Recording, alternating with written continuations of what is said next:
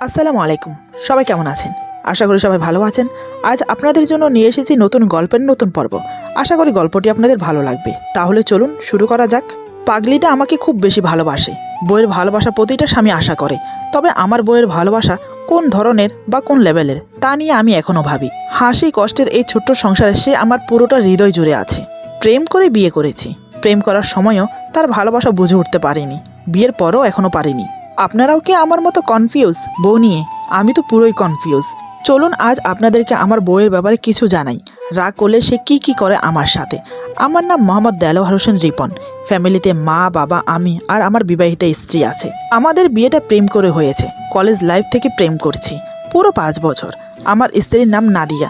নামটা যেমন মিষ্টি, দেখতেও বেশ মিষ্টি। প্রথম দেখাতেই প্রেমে পড়ে গিয়েছি। তারপর ধীরে ধীরে বন্ধুত্ব, এরপর প্রেম। একটানা 5 বছর প্রেম করে অবশেষে বিয়ে হয় আমাদের। বিয়ে হয়েছে প্রায় বছর হতে চলল। দুষ্ট মেয়েটার ভালোবাসা পেয়ে আমি খুব সুখে আছি। সুখে কাটছে আমাদের জীবন। আমার মা বাবাও ওকে নিজের মেয়ের মতো খুব ভালোবাসে। একদিন সকালে আমি ঘুমোচ্ছিলাম। আসলে কি বলবো, আমার ঘুমটা একটু ভারী। সকালের দিকে সহজে ঘুম ভাঙতে চায় না। এদিকে নাদিয়া আমাকে ডেকে ডেকে হয়রান হয়ে যায়। আজও তাই হলো। সে সকাল থেকে আমাকে ডেকেই যাচ্ছে, কিন্তু আমি ওঠার নাম নিচ্ছি না। এদিকে অফিসে যাওয়ার সময় হয়ে যাচ্ছে। নাদিয়া হাতে এক জগ পানি নিয়ে আবার ডাকতে আসে। নাদিয়া বলে, এই কি হলো? তোমাকে কখন উঠতে বলেছি, উঠছো না কেন? আমি ঘুমানোর ভান করে বললাম, নাদিয়া বলে, কি হলো, উঠবা নাকি সব পানি তোমার উপরে ঢেলে দেব? আমি বললাম, লক্ষ্মীটি একটু পরে উঠছি প্লিজ। নাদিয়া আর দেরি করলো না। জগে থাকা পানি পুরো ঢেলে দিল আমার উপর। আমি বললাম, ও মা গো, এটা কি করলা তুমি? নাদিয়া বলে, যা করেছি বেশ করেছি। আমি বললাম, এই তোমার মাথায় কি প্রবলেম আছে? নাদিয়া বলে, না তো। আমি বললাম, প্রবলেম না থাকলে ঘুমন্ত মানুষের উপরে কেউ এভাবে পানি ঢেলে দেয়? পুরো ভিজে গেছি। নাদিয়া বলে, তো কি করব শুনি? সেই সকাল থেকে এই নিয়ে 10 বার ডাকা হয়ে গেছে, কিন্তু তুমি ওটার নামই নিচ্ছ না। তাই পানি ঢেলে দিয়েছি, বেশ করেছি। এখন বোঝো ঠেলা। আমার প্রচুর রাগ হতে লাগলো। আমি রাগান্বিত হয়ে বললাম, তোমার মনে যা আসে তুমি তাই করবে। এসব আমার একদম পছন্দ না। এখন যা বলছি, আমার সামনে আর আসবে না। মেজাজটা খারাপ করে দিল। নাদিয়া বলে, তোমার অফিসে যাওয়ার সময় হয়ে গেছে। আমি বললাম, যাইতে বলছি না তোমাকে, এখান থেকে যাও। সে বুঝতে পারলো আমি রেগে গেছি। তাই মুখটা ভার করে কিছু না বলে চুপচাপ চলে গেল। পানি দিয়ে সত্যি আমাকে চুবিয়ে দিয়েছে। তাই রাগটা কন্ট্রোল করতে পারিনি। এখন নিজেরই খারাপ লাগছে। এইভাবে বলা ঠিক হয়নি। যাই, গিয়ে দেখি বউটা কি করছে। কারণ আমি ওর উপর 1 সেকেন্ডও রাগ করে থাকতে পারি না। ওকে যে আমি বড্ড ভালোবাসি। বিছানা ছেড়ে উঠলাম। চুপি চুপি রান্নাঘরে উকি দিলাম। দেখি মায়ের সাথে রান্না করছে। এই সেরেছে, মা আছে। এখন কি করি? তাই বাথরুমে চলে গেলাম। ফ্রেশ হয়ে টেবিলে এসে দেখি খাবার আগে থেকেই দিয়ে রেখেছে। তাই গিয়ে খেতে বসলাম। মা আছে, তবুও ওর দিকে একবার তাকালাম। ওর চোখের ভাষায় বলছে, আজ হবে তোমার জাদু। তাই আর না তাকিয়ে খাওয়াতে মন দিলাম। ভেবেছিলাম আজ তরকারিতে লবণ বা মরিচ বেশি হবেই। ঠিক তাই করেছে, মরিচ বেশিই দিয়েছে। আমি কৌশলে আম্মুকে জিজ্ঞেস করলাম, তোমার প্লেটে যে তরকারি আছে সেটাতে কি ঝাল লাগছে? আম্মু বলে, না তো, কেন?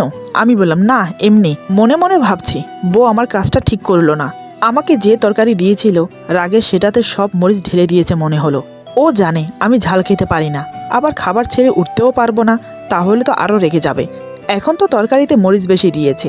এখন না খেয়ে উঠলে লাঞ্চের বক্সে লবণ মরিচ দুটোই বেশি যাবে। হায়রে কপাল। সহকারে খেয়ে উঠলাম। তারপর অফিসের জন্য রেডি হলাম। কিন্তু আমার বউটা একবারও কাছে আসলো না। দরজার কাছে গিয়ে মাকে বলে চলে এলাম। বউকে নিয়ে ভাবনায় থাকলে অফিসে এসে কি আর কাজেতে মন বসে? পাগলিটার কথা খুব মনে পড়ছে। একবারও ফোনও করলো না। প্রতিদিন কতবার ফোন দেয়। আহারে, একটু বেশি রাগ করেছে মনে হয়। এসব ভাবছি, হঠাৎ পাগলিটার ফোন আসলো। ফোনটা রিসিভ করলাম। সবসময় ফোন রিসিভ করার সাথে সাথে সালাম দেয়, কিন্তু আজ সালাম দিল না। সোজা বলে, মা কথা বলবে। বলেই ফোনটা মাকে দিয়ে দিল। মা বলে, হ্যালো বাবা শোন। আমি বললাম, হ্যাঁ মা বলো। মা বলে, আমি আর তোর বাবা তোর বড় বোনের বাসায় যাচ্ছি। ওদের বাড়ি থেকে বারবার ফোন করছে। আমি বললাম, আচ্ছা যাও, আর ভালোভাবে যেও। মা বলে, তুই তাড়াতাড়ি বাসায় চলে আসিস কেমন? বৌমা একা বেশিক্ষণ থাকতে পারবে না। আমি বললাম, ওকে। এই বলে ফোন রেখে দিলাম। বিকেল 5টায় অফিস থেকে বের হলাম। হঠাৎ আমার এক কাছের বন্ধু সাদিকের সাথে দেখা হয়ে গেল।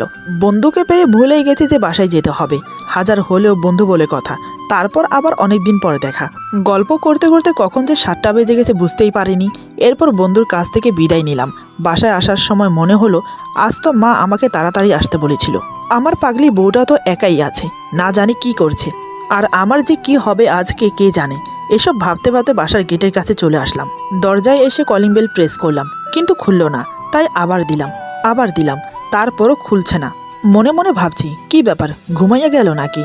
না তো, ও কেন এই সময় ঘুমাবে? 15 মিনিট হয়ে গেল, তবুও দরজা খুলছে না। তাই দরজা ধাক্কাতে লাগলাম। উপরের বারান্দা থেকে বউ বলে, যতই ধাক্কা দাও লাভ হবে না। আমি বললাম, কেন? নাদিয়া বলে, আমি খুলবো না তাই। আমি বললাম, কি হয়েছে জানো, খুলবা না কেন? নাদিয়া বলে, এইটা তোমার শাস্তি। আমি বললাম, কিসের শাস্তি গো? নাদিয়া বলে, আবার আদর করে জানুকু ডাকছো? আমি বললাম, তাহলে কি বলে ডাকবো? নাদিয়া বলে, যতই ভালোবাসা দেখাও না কেন, কোনো লাভ নেই, আমি খুলবো না। আমি বললাম, জানু প্লিজ। নাদিয়া বলে, সকালে বকা দেওয়ার সময় মনে ছিল না? আমি বললাম, সকালে কই বকা দিলাম? নাদিয়া বলে, ভাবছিলাম খুলবো, কিন্তু মিথ্যা বলার জন্য আর খুলবই না। আমি বললাম, না জানু, অমন করে না, খুলে দাও, আর কখনো বকা দেব না, প্রমিস। নাদিয়া বলে, না পারবো না। আমি ভাবছি কি করি এখন। হঠাৎ মাথায় একটা আইডিয়া এলো, দেখি এটাতে কাজ হয় কিনা। আমি বললাম, তুমি থাকো, আমি চলে যাচ্ছি, যতদিন মা বাবা আসবে না আমিও আসবো না। নাদিয়া বলে, যাও, ধরে রেখেছি নাকি? আমি বললাম ওকে, বলে কিছুক্ষণ দাঁড়িয়ে থাকলাম। দেখলাম ও এসে দরজা খুলেছে। দরজা খুলে আমাকে দেখেই জড়িয়ে ধরে বলে, আমাকে একা রেখে কোথায় যাবে তুমি? এই বলে কেঁদে দেয়। আমিও ওকে জড়িয়ে ধরে বললাম, কোথাও না। নাদিয়া একটু রাগী ভাব নিয়ে বলে, কি বললা তুমি? আমি বললাম, না এমনি মানে, এ রাতে আবার কোথায় যাব, দরজা খুলছিলে না তাই এটা বললাম। এই কথা শুনে সাথে সাথে রাগে মুখটা লাল করে ফেললো। তারপর আমাকে একটা কিস করে চলে গেল। আসলে মেয়েদেরকে যে কি দিয়ে বানিয়েছেন একমাত্র আল্লাহ জানেন, কখন তাদের কি হয় বলা যায় না। এখন কি করে বুঝবো, রাগ কমে গেছে না এখনো আছে? আমি বাড়ির ভেতর প্রবেশ করে ফ্রেশ হয়ে নিলাম। তারপর দুজন একসাথে খেয়ে নিলাম। খাওয়ার সময় কিছু বলল না, যত সম্ভব রাগ কমেছে। খাওয়া দাওয়া করে সোফায় বসে টিভি দেখছি। একটু পর বউ কেমন জানি কবিভাব নিয়ে কাছে এসে বসে। তারপর হঠাৎ বলে, আমি যদি এখন কিছু চাই দিবা আমাকে? আমি একটু অবাক হয়ে বললাম, আচ্ছা বলো আগে। নাদিয়া বলে, না আগে বলো দেবে। আমি বললাম, আচ্ছা দেব। নাদিয়া আমার হাত ধরে বলে, তুমি যখন অফিস থেকে আসছো তখন দেখলাম আকাশে সুন্দর চাঁদ উঠেছে। আমি বললাম, তো এখন আমি কি করব? আকাশের চাঁদ এনে দেব? পারবো না, শুধু আমি না, কেউই পারবে না। নাদিয়া বলে, না মানে আমি চাঁদ চাই না, চাঁদটা দেখতে চাই। আমি বললাম, ও। নাদিয়া বলে, চলো না ছাদে যাই। আমি বললাম, না এখন ছাদে যাওয়া যাবে না। নাদিয়া বলে, চলো না প্লিজ। আমি বললাম, উফ, যাওয়া যাবে না। এই কথা শুনে বউ গাল ফুলিয়ে বসে আছে। কি আর করব, এমনি সকালে একবার রাগ করেছিল, এখন আবার মন খারাপ করে বসে আছে, তাই আর পারলাম না। আমি বললাম, আচ্ছা শোনা, চলো, রাগ করো না জানো। বউ খুশিতে আমাকে জড়িয়ে ধরলো। আমি বললাম, আর মায়া দেখাতে হবে না, চলো। তারপর দুজন ছাদে গেলাম। দুজনে এখন পাশাপাশি ছাদে বসে আছি। আসলেই চাঁদটা খুব সুন্দর, আর আমার পাগলিটাও। কিছুক্ষণ পর নাদিয়া আবার বলে, একটা কথা বলি? আমি বললাম, বলো। নাদিয়া বলে, আমি না আরেকটা জিনিস চাই। আমি বললাম, বলে ফেলো, আমি পূরণ করব। নাদিয়া বলে, একটা গান শোনাবে আমাকে? না বলবো না কিন্তু। আমি বললাম, না পারবো না।